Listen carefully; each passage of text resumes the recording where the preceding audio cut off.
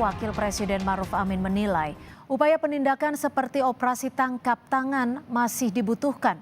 Pernyataan ini muncul setelah Menko Maritim dan Investasi Luhut Binsar Panjaitan mempersoalkan OTT KPK. Wakil Presiden Maruf Amin menyebutkan OTT masih diperlukan untuk menindak kejahatan korupsi. Maruf menambahkan trisula pemberantasan korupsi yaitu pendidikan, pencegahan, dan penindakan merupakan pendekatan pemberantasan korupsi yang dilakukan seluruh dunia termasuk KPK.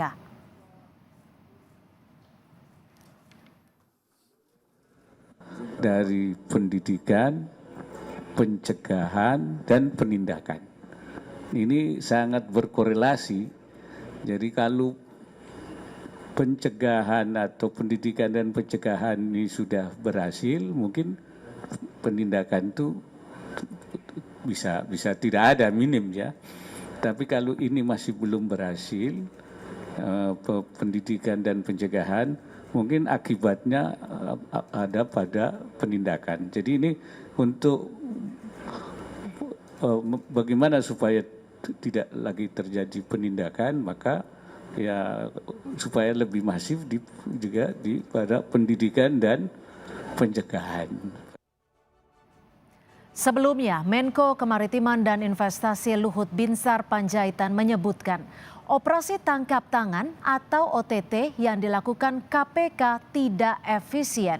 Menurutnya OTT yang dilakukan terlalu sering akan membuat citra negara Indonesia buruk di mata internasional.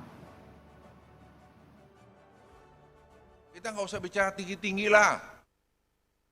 Kita OTT itu kan tidak bagus sebenarnya. Buat negeri ini jelek banget gitu. Tapi kalau kita digitalize, siapa yang mau lawan kita?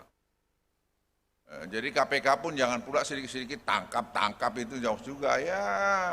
Lihat-lihatlah, tapi kalau digitalisasi ini sudah jalan, menurut saya nggak akan bisa main-main.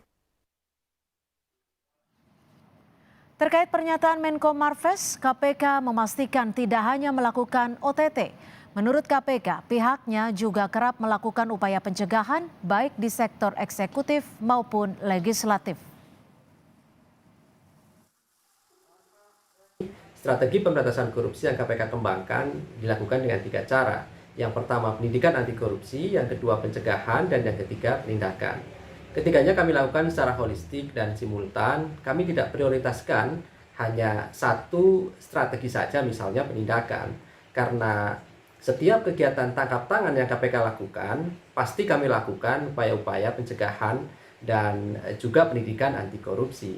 Dengan harapan ke depan tidak terulang dan terjadi korupsi sebagaimana yang dilakukan oleh para pelaku korupsi yang ditangkap oleh KPK melalui tindakan tangkap tangan di